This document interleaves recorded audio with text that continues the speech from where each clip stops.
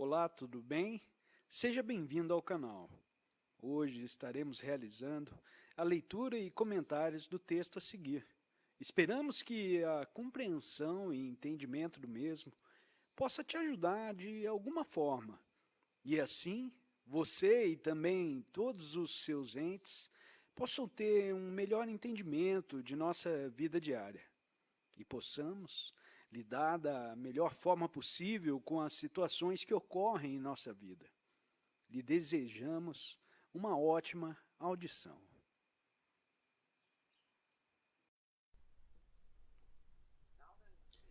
Então você percebe, se pegarmos essa tarefa do que chamamos a conquista da natureza. A tarefa de fazer com que a ordem vença. Sobre o caos ou a causalidade, se você levar isto a sério, você irá perceber uma guerra. E você irá acreditar que a coisa mais urgente de todas é fazer com que a ordem prevaleça sobre a aleatoriedade e fazer com que o bem prevaleça sobre o mal e que a vida prevaleça sobre a morte. E nós percebemos que quando estamos numa competição dessas, um jogo de guerra sério como este, e nos dedicamos a ele, nós estamos envolvidos de uma forma profunda e amarga nele.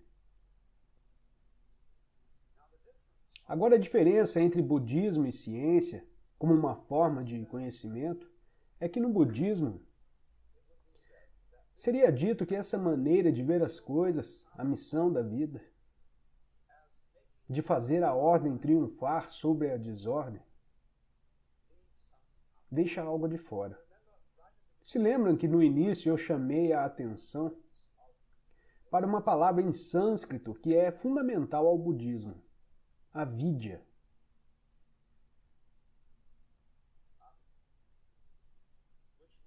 Que significa? A significa sem, vidya significa saber. Não saber, ou seja, ignorância.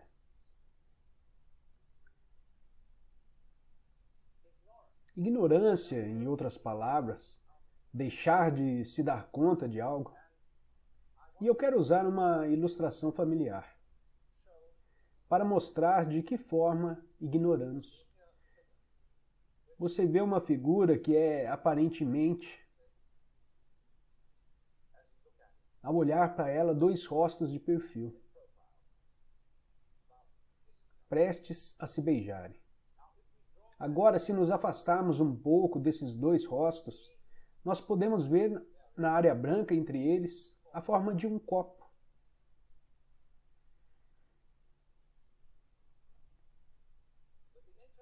Mas o interessante sobre isso é que quando você olha, você será capaz de ver a forma do copo, ou a forma dos dois rostos em perfil prestes a se beijarem.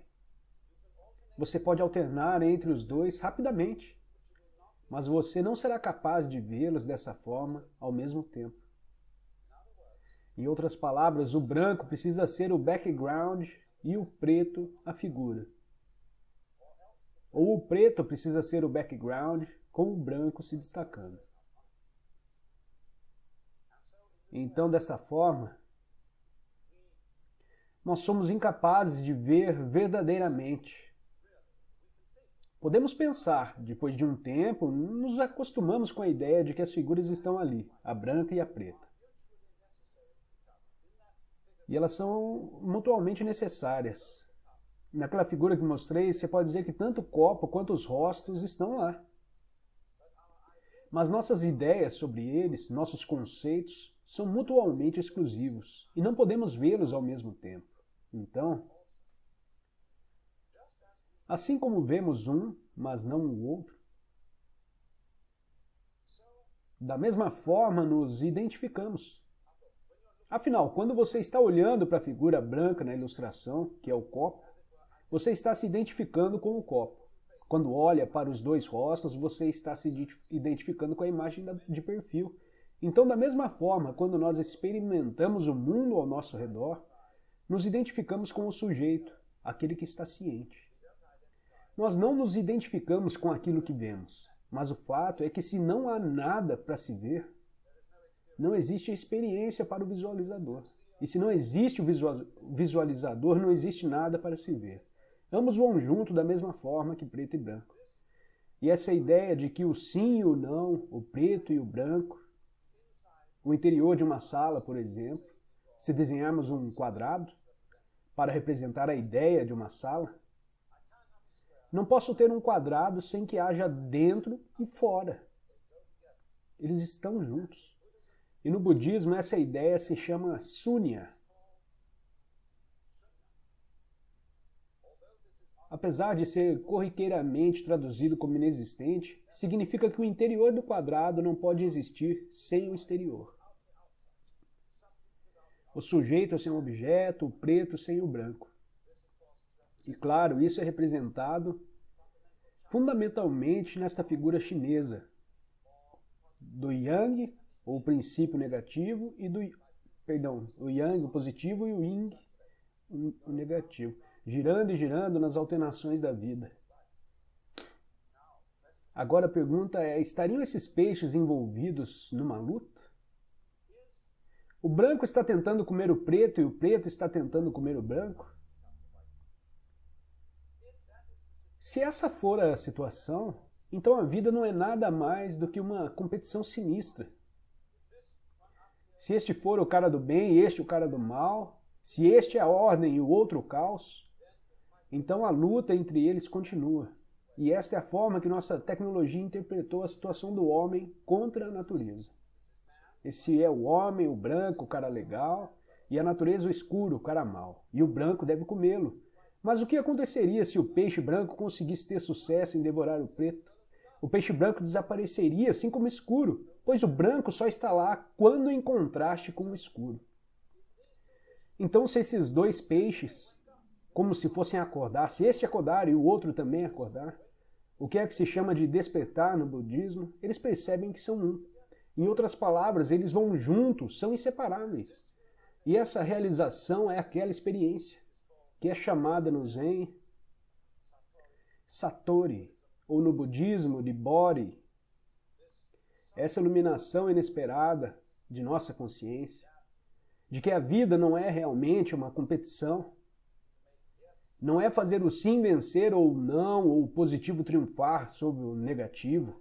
Ambos os lados vão juntos. Então se percebe de uma forma peculiar que toda a negatividade no mundo, para tudo que é de alguma forma doloroso e maléfico, existe alguma forma de necessidade para isso, pois vai junto com o bem, é necessário para o bem. A desordem é necessária para a manifestação da ordem. Assim como é necessário ter um fundo escuro para mostrar uma figura clara. E quando alguém percebe isso, acontece nele uma profunda mudança de atitude perante ao mundo. Com isso eu quero dizer, ao invés de olhar para a vida como uma competição, ela se torna uma dança, um jogo. Não se abandona a ele, nem deixa de viver, mas se joga o jogo de tal forma que esses dois peixes não vão estar mais tentando se comer, mas sim dançando, tendo a maior diversão do mundo. Então, será que precisamos mesmo ter fixa em nossas mentes a ideia de que todas as formas e padrões da natureza são simplesmente métodos de ataque ou defesa? De que são aparatos de camuflagem? De que são apenas atrativos para interação sexual? Ou outros fins utilitários? Ou podemos ver neles uma dança, uma cosmologia alegre,